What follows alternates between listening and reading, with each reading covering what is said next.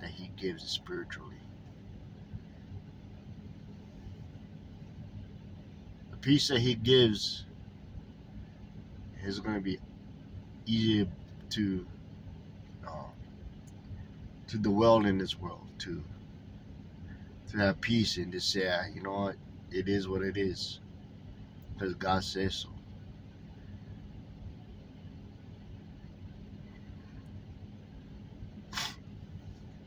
I do want to see people change. I do want to see people accept Christ. Not everyone is going to happen. That's why God made between hell and heaven. The choices you make. There's no pearly gates. There's no purgatories. There's no paradise here on earth. It's paradise in heaven. But there's no paradise here on earth. Why did God put us on this earth? Well, we're supposed to be like Adam. We're supposed to be where we're supposed to be tilling the ground, working with each other, root over the animals and the fishes of the sea. We're supposed to be helping each other out, teaching the Bible, teaching God's word, hanging on to His word every single time that we come into distress. And even in the good and the bad, we still gotta hang on to it.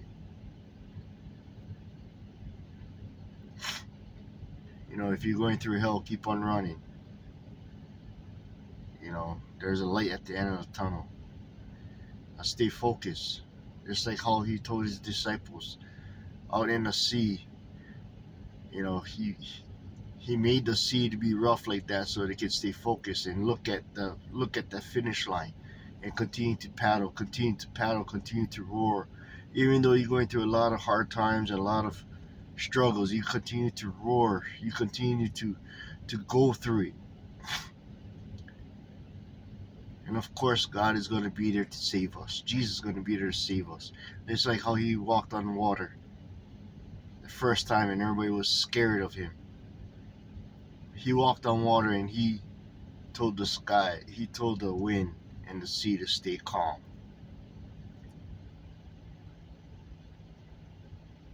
And that's how we gotta be. We gotta be calm in this world. We just gotta bear through what we gotta go through because of the choices and the decisions that we made on our own selves. God can always get us out.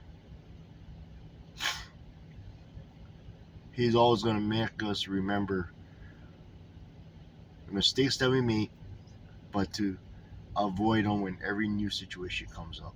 To understand, oh, I've been through this. Okay, I don't want to go through that again. So Lord, help me make the right decision. Choose His path. Choose the path that Jesus walked. It's hard. You know, we can't always choose a wide path and easy. But if we always choose a narrow path, whew, it's hard. But that's the path that Jesus walked. Are we going to be followers of God, or are we going to be just running around with our heads cut off like chickens, running around right now? Everybody's all running around scattered, scattered, scattered, because they don't know which way to go, which way to turn.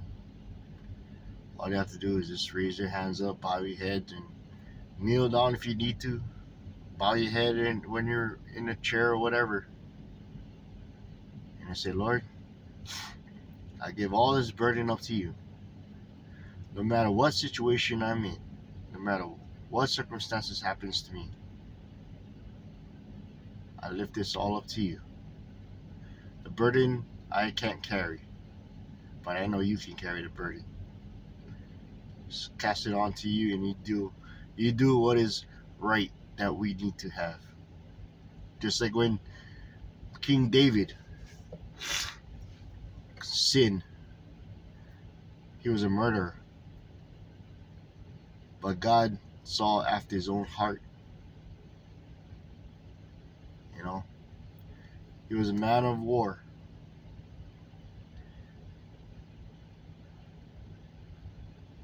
By the time that King David was in distress, you know, he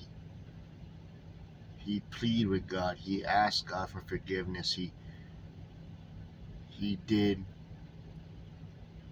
tremendous things, but God had favor on him because David.